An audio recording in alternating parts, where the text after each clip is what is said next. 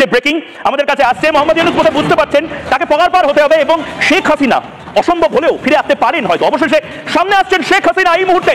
Republic বাংলায় সবচেয়ে বড় ব্রেকিং নিউজ, শেখ হাসিনাই কি প্রধানমন্ত্রী? কারণ শেখ হাসিনা কাল প্রথমবার যুক্তরাষ্ট্রীয় ইউরোপে আওয়ামী লীগের সবচেয়ে বড় সমাবেশে তিনি বক্তব্য রাখতে চলেছেন।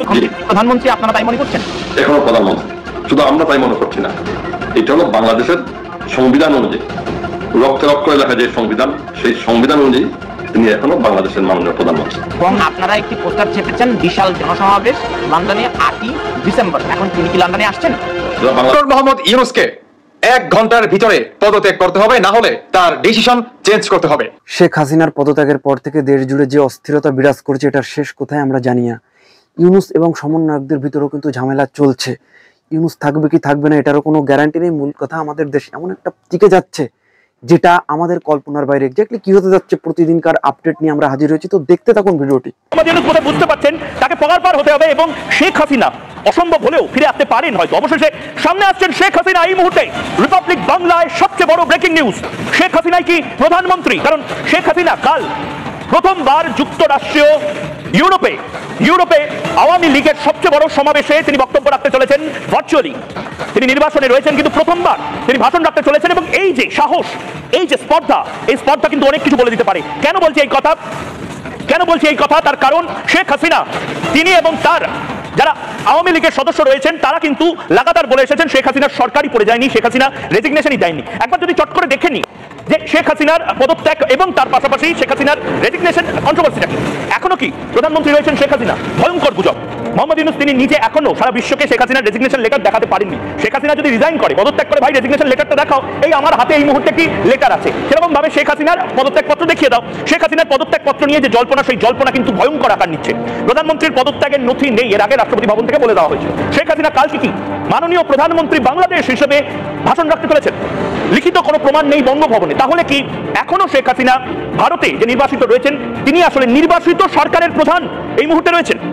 বাংলাদেশের রাষ্ট্রপতির দাবিতে বিতর্ক, এই মুহূর্তে যে বিতর্ক, সেই বিতর্ক শুধুমাত্র বাংলাদেশের রাষ্ট্রপতি নয়, বাংলাদেশের মানুষ, 18 কোটি মানুষের কয়েক কোটি মানুষ তারা মেসেজ করে তারা ইউটিউবে এই মুহূর্তে আপনারা দেখতে পাচ্ছেন, রিপাবলিক বাংলা স্ট্রিমিংয়ে তারা লিখছেন শেখ হাসিনা মুজিবুর রহমানের সরকার, সেই সরকারই এই মুহূর্তে থাকুক, এই মুহূর্তে ফিরে আসুক।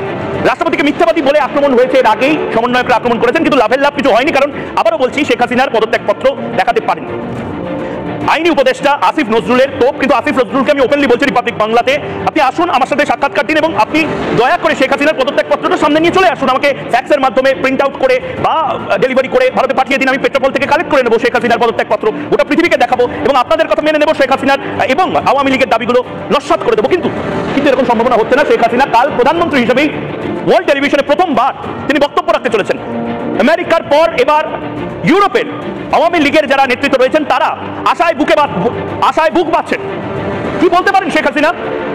সামনে আসছেন শেখ হাসিনা এই মুহূর্তে। রিপাবলিক বাংলায় ওয়ার্ল্ড এক্সক্লুসিভ নির্বাচনে থাকাকালীন প্রকাশ্যে শেখ হাসিনা প্রথমবার ভারতীয় টেলিভিশন শুধু নয়, ওয়ার্ল্ড টেলিভিশনে আপনারা শুনতে পারবেন 124 দিন পর শেখ হাসিনার বক্তব্য। ভারতীয় মিডিয়া, মিনমিন মিডিয়া, আমি জানি না তারা কি করবে, কিন্তু আগামীকাল লন্ডনে আওয়ামী লীগের যে সভা, সারা পৃথিবীর মানুষ সেই সভার যে মূল নির্যাস, সেই নির্যাস আপনারা শুনতে পারবেন। দলীয় সভায় প্রধান বক্তা হিসেবে বক্তব্য রাখবেন শেখ হাসিনা, কিন্তু আওয়ামী লীগের যারা সদস্য তারা বলছেন প্রধানমন্ত্রী বক্তব্য রাখবেন। অর্থাৎ বাংলাদেশে এখনো প্রধানমন্ত্রী তার মানে শেখ হাসিনা। ইউনূস সরকার অবৈধ, অসাংবিধানিক। রিপাবলিক বাংলাতে জয়, অর্থাৎ শেখ হাসিনা পুত্র, তিনি আমাকে সাক্ষাৎকারে বলেছিলেন যে জবরদখলকারীদের পদত্যাগ এবং আওয়ামী লীগের সরকার পুনঃস্থাপন, এটা হবে। সারা দেশে ছাত্র জনতার গণঅভ্যুত্থানে ক্ষমতাচ্যুত হয়ে দেশ ছেড়ে ভারতে আশ্রয় নেন আওয়ামী লীগ সরকারের সাবেক প্রধানমন্ত্রী শেখ হাসিনা। এরপর থেকেই আওয়ামী লীগ নেতৃবৃন্দ আর নানান মহলে প্রশ্ন জাগে, আর কি রাজনীতিতে ফিরবেন শেখ হাসিনা? প্রথমে এমন প্রশ্নের স্বাভাবিক উত্তর না হলেও শেখ হাসিনার সাম্প্রতিক কর্মকাণ্ডে প্রশ্ন থেকে যায়, তাহলে কি আবারও রাজনীতিতে সক্রিয় হচ্ছেন শেখ হাসিনা নাকি না? আন্তর্জাতিক গণমাধ্যম বিবিসি বাংলার প্রতিবেদন বলছে, পার্শ্ববর্তী দেশ ভারতে আশ্রয় নেওয়ার প্রায় 4 মাস পর বিদেশে বিভিন্ন স্থানে জনসম্মুখে বক্তব্য দিচ্ছেন আওয়ামী লীগের সাবেক প্রধানমন্ত্রী শেখ হাসিনা। গত সপ্তাহে তিনি যুক্তরাষ্ট্রের নিউ ইয়র্কে আওয়ামী লীগ আয়োজিত একটি অনুষ্ঠানে ভার্চুয়ালি যোগ দিয়েছেন এবং আওয়ামী লীগ 8 ডিসেম্বর তিনি লন্ডনে আরো একটি অনুষ্ঠানে টেলিফোনে অংশগ্রহণ করবেন। বিবিসি বাংলার প্রতিবেদককে এসব তথ্য জানিয়েছেন আওয়ামী লীগের সাবেক সাংগঠনিক সম্পাদক খালিদ মাহমুদ চৌধুরী। এর আগে ইউরোপের 2টি দেশে একইভাবে বক্তব্য দিয়েছিলেন তিনি। এসব বক্তব্য দেওয়ার মাধ্যমে শেখ হাসিনা রাজনীতিতে টিকে থাকার চেষ্টা করছে বলে মনে করছে বিএনপি। মূলত গত 5 আগস্ট ক্ষমতার পট পরিবর্তনের পর বিভিন্ন সময়ে আওয়ামী লীগ সভাপতি শেখ হাসিনার কিছু ফোনালাপ সামাজিক যোগাযোগ মাধ্যমে ছড়িয়ে পড়ে। যদিও সেগুলো সত্যিতার কথোপকথন কিনা তা যাচাই করা সম্ভব হয়নি, কিন্তু ওইসব ফাঁস হওয়া কল রেকর্ড বাদ দিলে শেখ হাসিনা এবারই জনসম্মুখে বক্তব্য দিতে দেখা যাচ্ছে। আর এই বক্তব্যের অর্থ কি এমন যে শেখ হাসিনা আবার রাজনীতিতে সক্রিয় হচ্ছেন? প্রশ্ন থেকে যায়। বাংলাদেশ ভারতের মাঝে বর্তমানে যে ধরনের টানাপোড়েন সম্পর্ক চলছে, এর মাঝে হঠাৎ করে শেখ হাসিনা সরাসরি বক্তব্য দেওয়ার বিষয়টিতে অনেকে মনে করছেন যে শেখ হাসিনা কিংবা আওয়ামী লীগ বিরতি ভেঙে ফের রাজনীতিতে সক্রিয় হচ্ছে। যদিও আওয়ামী লীগের নেতা খালিদ মাহমুদ চৌধুরী বলেছেন আওয়ামী লীগ বরাবরই রাজনীতিতে আছে, তা নতুন করে ফিরে আসার কিছু নেই। এদিকে বৃহস্পতিবার সাবেক প্রধানমন্ত্রী শেখ হাসিনার বিদ্বেষমূলক বক্তব্য গণমাধ্যম ও সামাজিক যোগাযোগ মাধ্যমে প্রচারে নিষেধাজ্ঞা দিয়েছে আন্তর্জাতিক অপরাধ ট্রাইব্যুনাল। বিগত আওয়ামী লীগ সরকারের আমলে বিএনপির ভারপ্রাপ্ত চেয়ারম্যান তারেক রহমানের সব ধরনের বক্তব্য, বিবৃতি গণমাধ্যম ও সামাজিক যোগাযোগ মাধ্যমে প্রচার ও প্রকাশে নিষেধাজ্ঞা দেওয়া হয়েছিল। যদিও চলতি বছরের আগস্টে সেই আদেশ প্রত্যাহার করেছে হাইকোর্ট।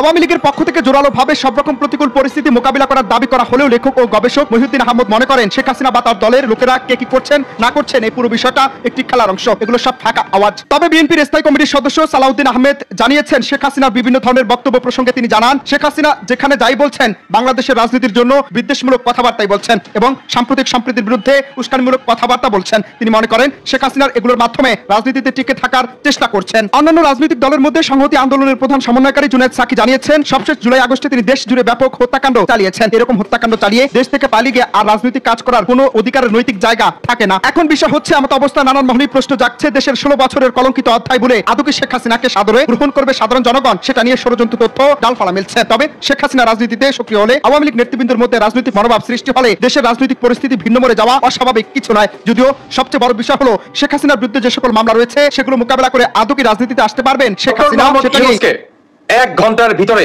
পদত্যাগ করতে হবে, না হলে তার ডিসিশন চেঞ্জ করতে হবে। এই কি ঘোষণা দিল মির্জা ফখরুল সাহেব এবং বাংলাদেশের সকল শ্রেণীর মানুষ? কেন এই ঘোষণা? সেটি হচ্ছে আপনার বর্তমান বাংলাদেশে আপনার অনেকেই জানেন গত 2 দিন আগে অন্তর্বর্তীকালে সরকার কিংবা আপনার শিবির কন, জামায়াত ইসলাম কন, অন্যান্য অনেকেই বিপিনুর সহ অনেকেই এই বৈঠকে আপনার অবস্থান নেন এখন, এবং সেই বৈঠকের মাধ্যমে তারা জাতীয় একটি সরকারের আভাস দেন জাতির উদ্দেশ্যে যে বাংলাদেশে ইন্ডিয়ার মতো ভারতের মতো দেশকে দমন করার জন্য এবং তাদেরকে উচিত শিক্ষা দেওয়ার জন্য জাতীয় একটি সরকার অত্যন্ত গুরুত্বপূর্ণ বাংলাদেশে। বেশ ভালো কথা, কিন্তু এই জাতীয় সরকারে কে কে আছে বা কে নাই আমি সেই প্রসঙ্গে কথা বলবো। কিংবা আপনার মির্জা ফখরুল সাহেব কিংবা বাংলাদেশের জনগণ কেন ডক্টর ইউনূসের আসলে তার প্রতি এত ক্ষিপ্ত হয়ে গেলেন? সেই কারণ হচ্ছে দর্শক বন্ধুরা, প্রথমত তারা জাতীয় যে সরকার গঠনের নামে মানে আহ্বান জানাচ্ছে এবং সেই ঘোষণাটা দিছে, এটার ভিতরে আগেই বলি কে থাকছে কে থাকছে না। সেটি হচ্ছে নাম্বার 1 আওয়ামী লীগও থাকছে না, নাম্বার 2 বিএনপি থাকছে না। তাহলে থাকছে কে এই জাতীয় সরকার গঠনে? থাকছে জামায়াত ইসলাম, জামাত শিবির, সমন্বয়ক দল এবং বিপিনুরের দল। ভাই এগুলো ভাবা যায়? এগুলো ভাবা যায়? বাংলাদেশের যে এই 2টা দলের মাধ্যমে, যে এই 2টা দলের হাত ধরে আপনার বাংলাদেশের স্বাধীনতা আইছে, সেই স্বাধীনতা মুখী যে 2টা দল, এই 2টা দলকেই তারা এই জাতীয় সরকারের আন্ডারে রাখে নাই। আমাদের বাংলাদেশের জাতি কি এই জাতীয় সরকার মেনে নিবে? আমার প্রশ্ন আপনাদের কাছে, আপনারা কি এটা মেনে নিবেন যেখানে আওয়ামী লীগের 40% মানুষ আপনার নাই, মানে আওয়ামী লীগ নাই এবং বিএনপি নাই? এই 2টা দল ব্যতীত বাংলাদেশে কিভাবে আপনার নতুন একটা জাতীয় সরকার তারা গঠন করার দুঃসাহস তারা দেখাতে পারে, এটা আমার ভাষায় আসে না। ডক্টর মোহাম্মদ ইউনূস শুরু থেকেই তিনি মনে করেন একই কথা বলে আসতেছে যে আমি সমন্বয়কদের মাধ্যমে এই চেয়ারে বসছি, সমন্বয়কদের কথায় আমি এই পদক্ষেপ নিচ্ছি এবং আমি এই দায়িত্বটি নিয়েছি এবং সমন্বয়করা যদি বলে আমি সেটাই করব। সমন্বয়কদের বাইরে আমি কোনো রাজনৈতিক দল কিংবা কোনো ফেস আমি চিনি না। অনলি তিনি, মানে তার মুখের কথা, তিনি কেসরা পোলাপানের আপনার মতেই আসার খাবে। তো ভাই বাংলাদেশে বর্তমান যে সমস্ত অনাকাঙ্ক্ষিত ঘটনা চলতেছে, একে তো বাংলাদেশের অবস্থা অনেক অনেক বেশি নাজুক। এর ভিতরে ডক্টর মোহাম্মদ ইউনূসের যদি এই ধরনের আপনার পাগলামি সাগলামি ডিসিশন হয়, তাহলে বাংলাদেশে কি একটা গৃহযুদ্ধ লাগবে না? একে তো ভারত আমাদের উপরে আপনার যে পরিমাণ চাপ সৃষ্টি করতেছে, আর তার উপরে বাংলাদেশের নিজেদের ভিতরে যদি একতা না থাকে বা ডক্টর মোহাম্মদ ইউনূস যদি আরো আগুন লাগিয়ে দেয়, তাহলে আপনার কি মনে হয় বাংলাদেশটা কি শেষ হয়ে যাবে না? আমার প্রশ্ন আপনাদের কাছে, শেষ হয়ে যাবে না? শুধু এটাই না, 1971 সালের কথা আপনাদের কি মাথায় আছে বা মনে রাখছেন? সেখানে লাখো লাখো মায়েদের ইজ্জত যৌবন এই পাকিস্তানি বাহিনীরা কিন্তু কেড়ে নিছে। পাকিস্তানের সাথে মিলে গেছে, ওকে বেশ ভালো কথা, মুসলমান ভাই ভাই, কিন্তু 1971 সালের যে ঘটনা নিয়ে আপনার পাকিস্তানের যে বর্তমান প্রেসিডেন্ট বা পাকিস্তানের জনগণের কথাই বলি, তারা কিন্তু এটা নিয়ে কোনো সরি কিংবা মাপ টাপ কিন্তু কিছুই চায় নাই। তাদের কি উচিত ছিল না মাপ চাওয়ার? মাপ চাবে তো দূরের কথা, ডক্টর মোহাম্মদ ইউনূস যখন নাকি এই প্রসঙ্গে আপনার পাকিস্তানের রাষ্ট্রপতির সাথে কথা বলে এবং প্রধানমন্ত্রীর সাথে কথা বলে, তারা বলে যে 1971 সালকে শেখ মুজিবর এটার জন্য টোটালি দায়ী, মানে শেখ মুজিবর নাকি স্বৈরাচার ছিল, আপনার এইটা ছিল সেটা ছিল। আপনি ভাবতে পারেন যে শেখ মুজিবুর রহমান বাংলাদেশে অন্যতম, এর মতো নায়ক কি বাংলাদেশে আর আসবে? শহীদ জিয়ার মতো নায়ক কি বাংলাদেশে কি আর দ্বিতীয়বার জন্ম নিবে না? আপনার শেখ মুজিবুর রহমানের যে 7 মার্চের যে ভাষণ ছিল, এবারে সংগ্রাম আমাদের স্বাধীনতার সংগ্রাম, এবারে সংগ্রাম আমাদের মুক্তির সংগ্রাম, আমার ভাইয়ের কিংবা আমার ছেলেদের উপরে যদি আর একটা গুলি চলে সেদিন থেকেই আমরা স্বাধীনতা ঘোষণা করব, এই ভাষণটি কে দিয়েছিল? এই ভাষণের মাধ্যমেই কোটি কোটি মানুষ তারা নিজের জীবন ইজ্জত মা বোনেরা তোয়াক্কা না করেই পাকিস্তানের হানাদার বাহিনীর সামনে তাদের বুক এবং যৌবনটা বিলাই দিছে দেশের জন্য। এবং সেই পাকিস্তানের কথায় যখন নাকি তারা নাচে এবং পাকিস্তানের কত বড় সাহস হয়ে যায় যে শেখ মুজিবুর রহমানকে বলে স্বৈরাচার, এবং এটার পিস্টে আপনার ডক্টর মোহাম্মদ ইউনূস তিনি শাবাশি দেন, হাতে তালি দেন। আপনি ভাবতে পারেন এগুলো ভাবা যায়? এবং এখন তিনি নতুন আরেকটি ফন্দি পাঠাচ্ছে যে জাতীয় সরকার গঠন, ভারতকে দমন করার জন্য। এদের মাস্টার মাইন্ড, এরা যে কত বড় মাস্টার মাইন্ড বা কত বড় মীর জাফর এবং কেমন যে চিকুন বুদ্ধিরে ভাই, এদের সাথে মনে হয় শয়তানও পাবে না। সত্যি কথা বলতেছি। প্রথমত উঠানা মেধার পরে আইলো কি যে আমরা সরকারের আন্ডারে বসবো। এক মামুকে খেদাইছি, মামু খাইছে এতদিন, এখন খামো আমি, এই ঘোষণাটা কি দেয় নাই বিপিনুর? মানে এক মামু খাইছে এতদিন, এখন খামো আমি। আওয়ামী লীগ আর বিএনপি কে বুঝাইছে, আওয়ামী লীগ আর বিএনপি কে বুঝাইছে। আমি বর্তমান সর্বশেষ আমি একটা কথাই বলতে চাই, সেটা হচ্ছে আওয়ামী লীগ আর বিএনপি জনগণদেরকে আপনারা নিজেদের পাশায় বা একে অন্যের পাশায় আঙ্গুল দিতে থাকেন, আর ওই দিক দিয়ে আপনাদেরকে বড় বড় বাস এই সমন্বয়কারীরা দিবে, সেটার জন্য আপনারা প্রস্তুত থাকেন। কেমন? এখন পর্যন্ত সুযোগ আছে, সময় শেষ হয়ে যায় নাই। আওয়ামী লীগ আর বিএনপি যারা আছো, একত্র যদি না হয়ে এদের বিরুদ্ধে যদি রুখে না দাঁড়াও, তাহলে তোমাদের রাজনীতি শেষ। বিএনপি তো অনেক জায়গায় গ্রাম অঞ্চলে আপনার নেতাকর্মীরা তো ভেবেই নিছে যে বিএনপি ক্ষমতা এসে পড়ছে, কি পরিমাণ অত্যাচার চালাইতেছে সেটা তো ভাষায় প্রকাশই করলাম না। তবে আমি দিন শেষে একটা কথাই বলতে চাই, এই সমন্বয়কারীরা কিংবা ডক্টর মোহাম্মদ ইউনূস তিনি একের পর এক যেই ধরনের পদক্ষেপ নিচ্ছে, এতে করে বাংলাদেশে আপনার শান্তি বই আসবে তো দূরের কথা, দেখবেন আরো বুম মানে মেসাকার হয়ে যাবে, দেশটাকে শেষ করে দিবে এই ডক্টর মোহাম্মদ ইউনূস এবং এই সমন্বয়কারীরা। অতি চ্যাংরা আর অতি বইরা খাটাস, এরা নাকি দেশ চালাবে, আমার বুঝে আসে না। দর্শক বন্ধুরা, বাকিটা আপনাদের ব্যক্তিগত মতামত জানিয়ে যাবেন। ধন্যবাদ জানাই মির্জা ফখরুল সাহেবকে। আসসালামু আলাইকুম ওয়া রাহমাতুল্লাহি ওয়া বারাকাতুহু। একটু পোস্টার লিখেছেন মাননীয় প্রধানমন্ত্রী জননেত্রী শেখ হাসিনা এমপি। এখন প্রধানমন্ত্রী আপনারা তাই মনে করছেন? এখনো প্রধানমন্ত্রী, শুধু আমরা তাই মনে করছি না। এটা হলো বাংলাদেশের সংবিধান অনুযায়ী, রক্তে রক্তে লেখা যে সংবিধান, সেই সংবিধান অনুযায়ী তিনি এখনো বাংলাদেশের মাননীয় প্রধানমন্ত্রী। সংবিধান অনুযায়ী বাংলাদেশের মাননীয় প্রধানমন্ত্রী, তো তিনি তো বাংলাদেশে থাকবার কথা, তিনি এখন কোথায়? ভারতে। তিনি এখন দেশের বাইরে আছেন, বেড়াতে গেছেন। 5ই আগস্টের পর যে বাংলাদেশে বিপ্লব হয়েছে ছাত্র জনতার অভ্যুত্থানে, তিনি বাংলাদেশ থেকে চলে গেছেন ভারতে। এখন আপনারা একটি পোস্টার ছেপেছেন, বিশাল জনসমাবেশ লন্ডনে 8ই ডিসেম্বর। এখন তিনি কি লন্ডনে আসছেন? যারা বাংলাদেশের উন্নয়নকে পছন্দ করে না, যারা 71-এর প্রয়াত শক্তি, যারা 75-এ জাতির পিতাকে হত্যা করেছে, সেই শক্তি পাকিস্তানের আইসি এবং আইএসএস এবং সিআইএর একটি অংশ মিলেই এই বাংলাদেশের তথাকথিত কোটা সংস্কার আন্দোলনের নামে যেই কিশোর গ্যাংরা মাঠে নেমেছিল, সেই কোটা সংস্কার আন্দোলন মাননীয় প্রধানমন্ত্রী 2018 মাননীয় প্রধানমন্ত্রী বাদ দিয়ে দিয়েছেন। আমরা নাম জানতে পারি আর কে আসবেন আপনাদের শীর্ষস্থানীয় নেতা নেতৃবৃন্দ? আমাদের নামগুলো এখন বলতে পারবো না, এটা হলো পাবলিক, এবং আমরা সব জায়গায় সমাবেশ করে আমরা আবার এই লন্ডনে আমরা 15 আগস্টে করেছি, 5 আগস্টে করেছি, 8 আগস্টে করেছি। আমরা এই লন্ডনে আবার আরেকটু বড় সমাবেশ করছি, যেখানে আমরা আশা করছি হাজার হাজার লোকজন জমায়েত হবে। আমরা বিশ্বাস করি এখানে একটা শান্তিপূর্ণ মিছিল হবে, শান্তিপূর্ণ মিটিং হবে, এবং সেই মিটিংয়ে আমরা শান্তিপূর্ণভাবেই সমাবেশ শেষ করার চেষ্টা করছি। আমাদের মধ্যে কোনো সংশয় নেই, কোনো সন্দেহ নেই যে এখানে কোনো কিছু হবে। সুপ্রিয় দর্শক, আপনাদের সকলকে স্বাগত জানাচ্ছি পলিটিকা টিভির লন্ডন স্টুডিও থেকে। আমি তানভীর আহমেদ। আমার সাথে রয়েছেন যুক্তরাজ্য আওয়ামী লীগের সাধারণ সম্পাদক সৈয়দ সাজিদুর রহমান ফারুক। সৈয়দ সাজিদুর রহমান ফারুক, আপনাকে স্বাগত জানাচ্ছি। ধন্যবাদ তানভীর আহমেদ। আমি আপনাকে এবং আপনার নতুন টেলিভিশন পলিটিকা টিভিকে অনেক অনেক ধন্যবাদ জানাচ্ছি। জনাব ফারুক, আমরা একটি আমন্ত্রণ পত্র পেয়েছি আপনার কাছ থেকে, সেটি হচ্ছে যুক্তরাজ্য আওয়ামী লীগ একটি বিশাল জনসমাবেশ করছে। আপনি যদি অনুমতি দেন আমি পুরো পোস্টারের বক্তব্যটি পড়ে আপনার কাছে প্রশ্নে যাব। আপনারা এই যে পোস্টারটি বাজারে ছেড়েছেন সেটিতে লেখা আছে অবৈধ, অসাংবিধানিক ও রাষ্ট্র ক্ষমতা জবরদখলকারীদের পদত্যাগ, মিথ্যা ও বানোয়াট মামলা প্রত্যাহার এবং অবিলম্বে সকল গ্রেফতারকৃতদের মুক্তির দাবিতে বিশাল জনসমাবেশ। প্রধান অতিথি বাংলাদেশের সফল রাষ্ট্রনায়ক, বিশ্ব শান্তির বলিষ্ঠ কণ্ঠ, মানবতার প্রতীক, গণতন্ত্রের মানসকন্যা, উন্নয়নের সমৃদ্ধির রূপকার, বাংলাদেশের মাননীয় প্রধানমন্ত্রী শেখ হাসিনা এমপি। তারিখ 8 ডিসেম্বর 2024, সানডে অর্থাৎ রবিবার দুপুর 2টা লন্ডন সময়। আর ভেন্যু হচ্ছে ইমপ্রেশন ইভেন্টস ভেন্যু। আমন্ত্রণ জানিয়েছেন আপনারা দুজন, একজন হচ্ছেন সুলতান মাহমুদ শরীফ, সভাপতি যুক্তরাজ্য আওয়ামী লীগ, সৈয়দ সাজিদুর রহমান ফারুক, সাধারণ সম্পাদক যুক্তরাজ্য আওয়ামী লীগ।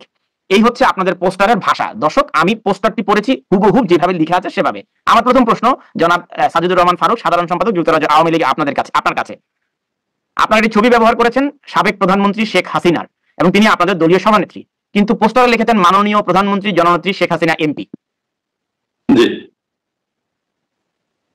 এখন প্রধানমন্ত্রী আপনারা তাই মনে করছেন?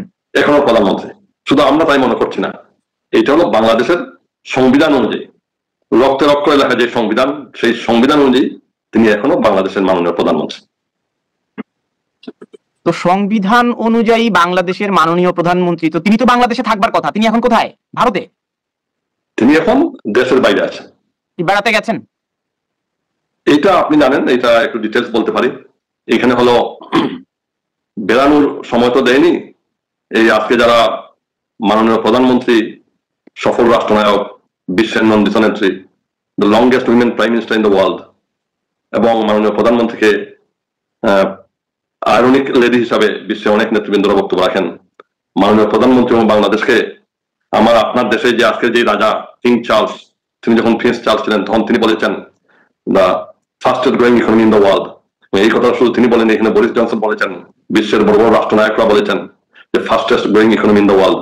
এবং বিশ্বকে অবাক করে কোভিড-19 মাননীয় প্রধানমন্ত্রী যে ভূমিকা রেখেছেন বাংলাদেশের শুরু করে মানুষের প্রতি, তা বিশ্বকে অবাক করে রেখেছেন।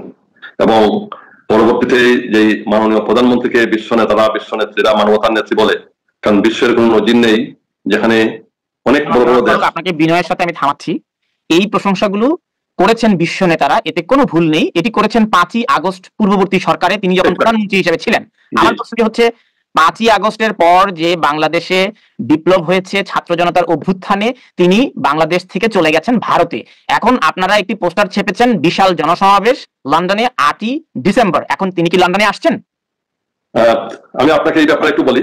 আপনি বারবার যে 5ই আগস্টের কথা বলছেন, যেই বাংলাদেশ একটি উন্নয়ন সমৃদ্ধির পথে হাঁটছিল, যেই বাংলাদেশ একটি মধ্যমায়ের বাংলাদেশ হয়েছে, যেই বাংলাদেশকে মাননীয় প্রধানমন্ত্রী শেখ হাসিনার স্বপ্ন দেখিয়েছিলেন একটি আধুনিক সমৃদ্ধ উন্নত বাংলাদেশ, একটি স্মার্ট বাংলাদেশ, ঠিক তখনই যারা বাংলাদেশকে অনেকে পছন্দ করে না, যারা বাংলাদেশের উন্নয়নকে পছন্দ করে না, যারা 71-এর পরাজিত শত্রু, যারা 75-এ জাতির পিতাকে হত্যা করেছে, সেই শক্তি পাকিস্তানের আইসিস এবং আইএসএ এবং সিআইএর একটি অংশ মিলেই এই বাংলাদেশের তথাকথিত কোটা সংস্কার আন্দোলনের নামে যেই কিশোর গ্যাংরা মাঠে নেমেছিল, সেই কোটা সংস্কার আন্দোলন মাননীয় প্রধানমন্ত্রী 2018 সালে মাননীয় প্রধানমন্ত্রী বাদ দিয়ে দিয়েছেন।